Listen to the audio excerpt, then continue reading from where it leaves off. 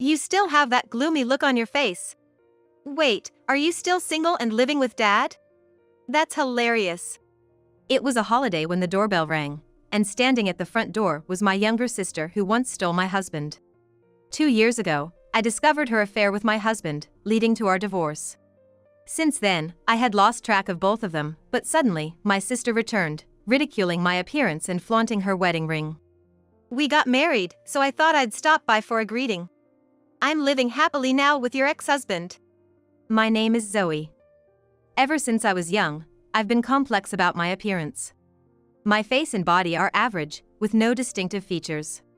To others, I'm just ordinary, but I have a beautiful younger sister, Sophia. Ever since we were young, I've been constantly compared to Sophia, who is 5 years younger than me, in terms of appearance. Relatives would often comment behind my back, Sophia is so pretty, and Zoe is so plain. Are they really sisters? I accidentally overheard them saying such things. Sophia always looked down on me, knowing how the relatives talked about me. She was selfish, believing she was superior to me, her older sister, so it was common for her to beg for my things or just take them if I refused. That's why living together in our family home often left me with unpleasant feelings. However, my parents always treated us sisters equally, regardless of our looks. They showered me with love, never minding the relatives' mean comments, which made me adore them. Although my parents always shielded me from the hurtful words of our relatives, things were different at school. There, I couldn't escape the harsh comparisons. At school, I was constantly compared to Sophia, a cute younger sister and a plain elder sister. Facing these comparisons often, I resolved to excel in studies, knowing I couldn't compete in looks. Thanks to that, I kept my grades at the top of my class. Especially in Spanish, I excelled. My parents praised me a lot every time I scored well on a test. Tragically, my mother passed away in an accident when I was 17. After grieving, I began to do the household chores in place of my mother. However, Sophia hardly seemed to mourn our mother's death and started treating me like a servant. Sophia would always wait until our father was away on business to act up. At this time, she had just entered middle school. She would order me to buy snacks and drinks, treating me like her errand girl, and sometimes even demanded money. My allowance is so little every month. You're not interested in fashion or anything, and you don't buy stuff, so it wouldn't hurt to lend me some, Sophia would complain. Reluctantly lending her money, I never saw it returned even once. Seeing her become more demanding than ever, I realized I needed to leave home to escape being exploited. Determined, I studied hard and got into the university of my choice. I started living alone when I enrolled, and after 4 peaceful years, I landed a job at a major multinational corporation. My Spanish proficiency, already a strength, improved further at this company. Despite the challenges, I found fulfillment in my work, dedicating myself to it for 5 years. Then, a younger male colleague, who joined the company that year, suddenly confessed his feelings to me. Actually, I've been attracted to you since I first saw you, Zoe. Would you go out with me? He asked one day after work. This colleague, Joseph, who was 5 years younger than me, would later become my husband. Why me? Is this some kind of joke? I was more perplexed than happy when he confessed. After all, Joseph was quite handsome and popular in the office. Despite the fact that there were many more beautiful employees at the company than me, Joseph chose to confess to me, someone with a plain appearance. I couldn't help but suspect that he might just be playing around, though I felt sorry for doubting him. But Joseph looked at me earnestly and continued. I've always admired how hard you work and how well you take care of your juniors. I find your dedication and kindness really attractive. I was surprised to hear this from Joseph, someone I had hardly spoken to before. I never expected someone like him, who seemed to have it all, to notice someone like me. Truthfully, until Joseph confessed, I hadn't paid him any special attention. Even as other female colleagues whispered, "He's so handsome," to me, Joseph seemed like a distant figure, probably experienced with women. However, his sincere demeanor at that moment deeply moved me. When I bashfully looked down and replied, "If you're okay with someone like me, then yes," I still clearly remember his delighted smile when I looked up. I had virtually no experience dating men. In high school, I was constantly compared to Sophia, so love was out of the question.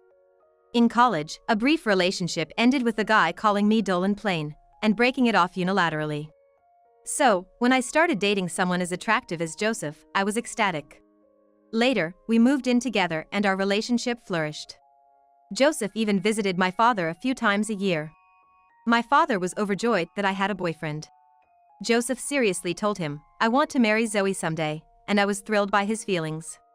3 years later, we married. I was 30 and Joseph was 25. Our colleagues warmly congratulated us on our marriage, and I felt on top of the world. Joseph transferred departments after our marriage, but we both continued to work hard. After registering our marriage, we went to visit my father to formally introduce Joseph as my husband. My father was happy about our marriage, but I hadn't told Sophia about it. She might have learned from my father, but she never contacted me.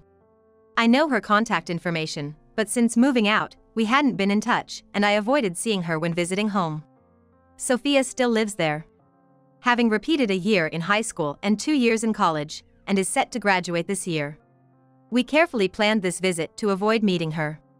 While my father, Joseph, and I were chatting amicably, the sound of the front door opening interrupted us, followed by a familiar voice saying, "I'm home."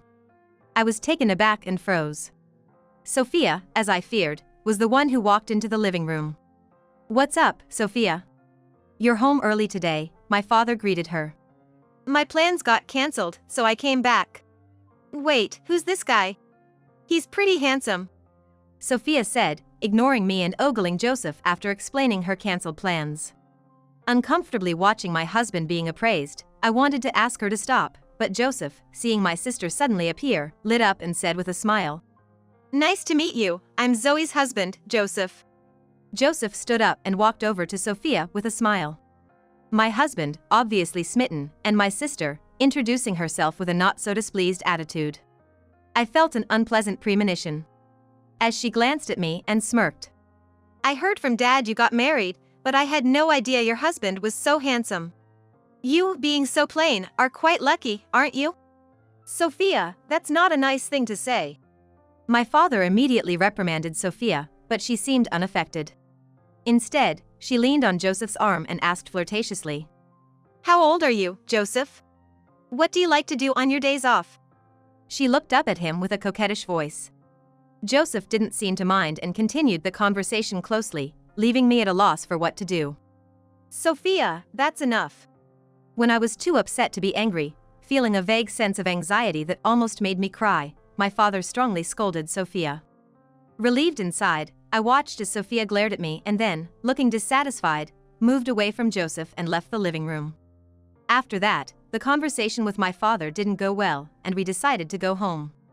However, just as we were about to exit the front door, Sophia, who was supposed to have gone to her room, came back and cozied up to Joseph again. As Sophia said, "Joseph, come visit again," and quickly moved away from him, I couldn't shake off a bad feeling. This was because, throughout his conversation with Sophia, Joseph looked very pleased, with a smug expression on his face. It was clear to me that he was captivated by the beauty of Sophia. Back home, I noticed a significant change in Joseph's behavior.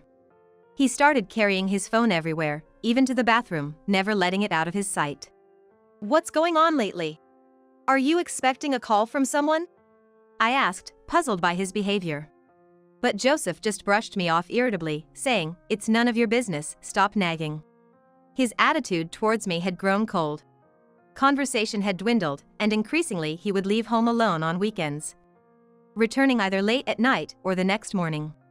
When I asked where he had been, he always evaded the question. I didn't want to doubt Joseph too much, but as these incidents kept happening frequently, my mistrust only grew. Then, one day, I had to go on a business trip and leave the house for several days. The trip was supposed to last 3 days, but I finished work half a day early and managed to return home on the second night. I had emailed Joseph beforehand, but there was no reply when I reached home. Thinking he might have missed my message, I didn't worry too much and opened the front door. To my surprise, I found a pair of unfamiliar women's high heels discarded in the entrance. The instant sight of them triggered the same uneasy feeling I had when Joseph first met Sophia. Joseph was nowhere to be seen in the living room. But I heard voices coming from the bedroom. As I slowly opened the closed door, I was met with a shocking scene. There they were, Joseph and Sophia, entwined in each other's arms, completely undressed. "What are you two doing?" I managed to utter, my thoughts nearly freezing in shock. What's up? Weren't you supposed to come back tomorrow? It seemed Joseph hadn't checked his smartphone after all. He complained without any sign of remorse while getting dressed. He must have ignored my messages. Ugh, we were at a good part. You've always been so clueless. Sophia said irritably, getting dressed as well. Sophia, what is this? This is cheating. I confronted her in a rage, but Sophia just sneered dismissively. What's the problem? Joseph and I agreed on this. He said he prefers me over someone plain like you, she boasted, snuggling up to Joseph. Joseph, looking content, stroked Sophia's hair, completely ignoring me, his wife. Watching them, my anger rapidly cooled, replaced by a fading of love for Joseph. I reached into my pocket, pulled out my phone, and started using it. Hey, darling, have you been distant lately and glued to your phone because you've been in touch with Sophia? I asked calmly. Joseph finally looked at me and snorted. Yeah, Sophia's beautiful and charming, unlike you. Poor Sophia, having an ugly sister like you. He mocked, praising Sophia. It turned out that during our last visit to my father's house, Joseph had taken an instant liking to Sophia. Sophia seemed to feel the same. When we were leaving and she came to see us off, she stealthily slipped a note with her contact information into Joseph's pocket. Joseph openly bragged about how he started the relationship with Sophia by responding to the contact details she left for him. Furthermore, he hurled insults at me, saying, I only married you because I knew about your achievements and thought you'd make a good wallet. Otherwise, who would want to be with someone as ugly as you? Hearing this, my vision nearly went dark. His words plunged me into darkness. His sincere demeanor when he confessed to me was just a lie to deceive me. Holding back tears, I hurriedly called my father to report what Sophia and Joseph had done. My father arrived promptly, saw them together, and shouted, What foolishness is this? Sophia showed no remorse, even as our father scolded them. Joseph shamelessly admitted, I'm sorry, but I've fallen in love with Sophia. Disappointed, my father sighed deeply. Enough, Sophia. I disown you. I've overlooked your selfishness until now, but not anymore. Don't expect any help with job hunting or come back home, he said sternly. Unmoved, Sophia retorted. Fine. I'll be happy with Joseph anyway. Not a single word of apology to our father, despite being raised by him until today. My disgust towards her grew. I glared at them both, reached my limit, and declared. Fine, do as you please, Joseph. I want a divorce. Good riddance. Don't ever show me your ugly face again. I was so over Joseph's insults they didn't even register anymore. The thought of having spent even a moment married to someone like him seemed utterly foolish to me. After I told Joseph about the divorce, I left him and them behind and moved out of our apartment that very day. I moved back home and quit my job, but thanks to my father, I quickly found a new one. He works at a foreign-owned company similar to the one I had been at. And he used his high position there to talk to the president about hiring me. They were recruiting at the time, and I was able to join them. By the time my divorce was finalized, it seemed that Joseph had quit his job and moved away with Sophia, but I had no idea of their whereabouts. I settled into a peaceful life with my father and adjusted well to my new job. 2 years had passed since then. I had nearly forgotten about Joseph and Sophia when something completely unexpected happened. One day, a day off from work, the doorbell rang while I was doing housework. When I opened the door, there stood Joseph and Sophia, whom I hadn't heard from in so long. At the sight of me, they both smirked condescendingly. Hey, ugly, how have you been? Joseph said to me, catching me off guard with their sudden visit. You still have that plain look on your face. Seriously, are you still single and living with Dad? That's hilarious. Sophia snickered.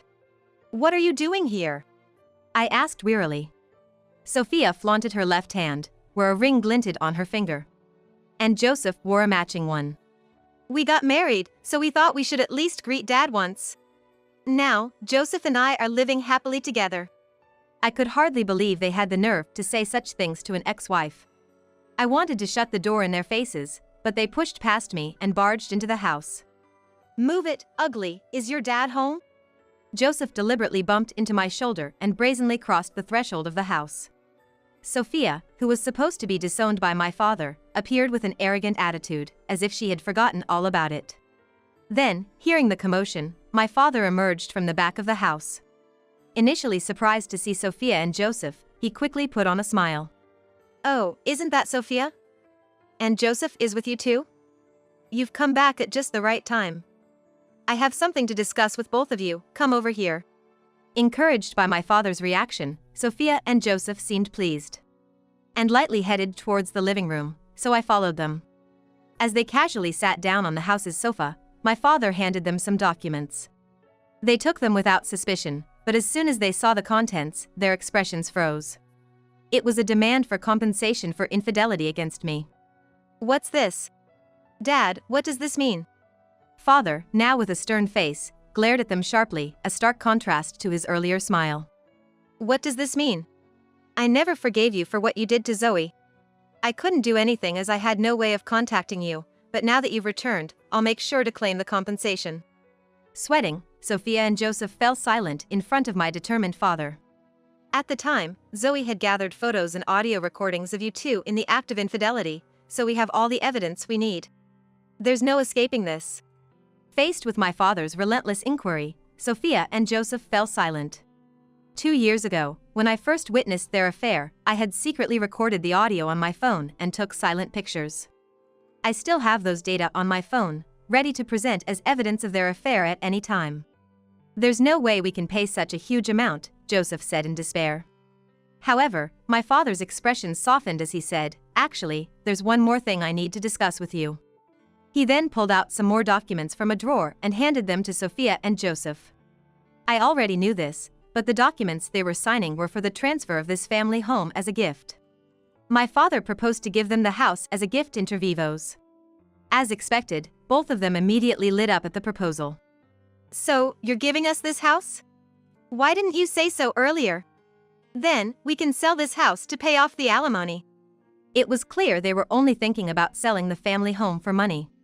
They seemed desperate for cash, eager to grab this lucrative opportunity, and started signing the documents without hesitation. "Poor you, living with Dad and getting nothing." Sophia mocked me after signing. She seemed to think I was getting nothing from our father. As I remained silent, they prepared to leave, thinking their business was done. "See you later, Dad. You two better pay Zoe her alimony soon," my father sternly reminded. Joseph replied nonchalantly, "Understood. Thank you for giving us your house." I watched the two leave, still mocking me, in high spirits. After they left, my father looked at me, nodding and smiling. I nodded back and started packing for a particular reason. Actually, my father and I had already planned to move out of this house soon.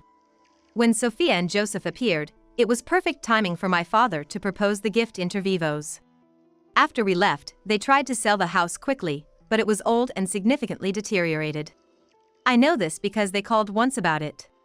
"You really had the nerve to stick us with such a rundown house, it's not even worth any money." As soon as the call connected, Sophia was fuming, but I had no intention of taking her seriously. "You were the ones who happily signed the contract, I don't know anything about the money. All I care about is getting my alimony." "No way!" I ignored Sophia's dismay and hung up the phone. In the end, selling the house didn't come close to covering the alimony, and it seemed Sophia and Joseph ended up in debt, working tirelessly every day. Joseph had already switched jobs, but his salary was lower than at his previous company, making their life more difficult. Furthermore, Sophia, who had lived off her parents' and Joseph's earnings until now, had never worked a day in her life. So, she was reportedly struggling a lot with the unfamiliar work life at the company she managed to get hired at. One day, as they were burdened with a hefty debt, my sister and her husband called me again. However, I was on a plane with my father at the time and had turned off my smartphone, so I didn't notice the call. We were on an international flight, out of range for over half a day. After getting off the plane and checking my smartphone, there were dozens of texts from Sophia and Joseph, demanding a redo of the gift inter vivos. How selfish can they get? We've already received the alimony, and I have no intention of getting involved with those two anymore, my father muttered, apparently having received a ton of texts as well. He started deleting all of them, clearly annoyed. I too wanted nothing more to do with them. After all, we were overseas now, unlikely to meet them again. From then on, I blocked their calls and contact details, cutting off any communication from Sophia and her husband. In fact, my father and I had decided to live overseas from now on. And now, I'm remarried, and my husband was with me on the plane. I met my husband through a company I joined, thanks to my father's arrangement. He was an expat employee from abroad, drawn to my intelligence and thoughtfulness. He approached me, and soon after, we got married. Recently, my company launched an overseas expansion project, and with my ability to speak Spanish, my husband, my father, and I relocated abroad as a team of 3. Thanks to my husband, a local resident, we were able to purchase a luxurious detached house. Since moving into our new home, I've completely forgotten about the unpleasant experiences back in the US. Now, I'm living freely and working hard in this new land. Together with my husband and father, I find great fulfillment in our overseas project and am thoroughly enjoying our new life. On weekends, we visit beautiful sceneries, living happily as a family of 3.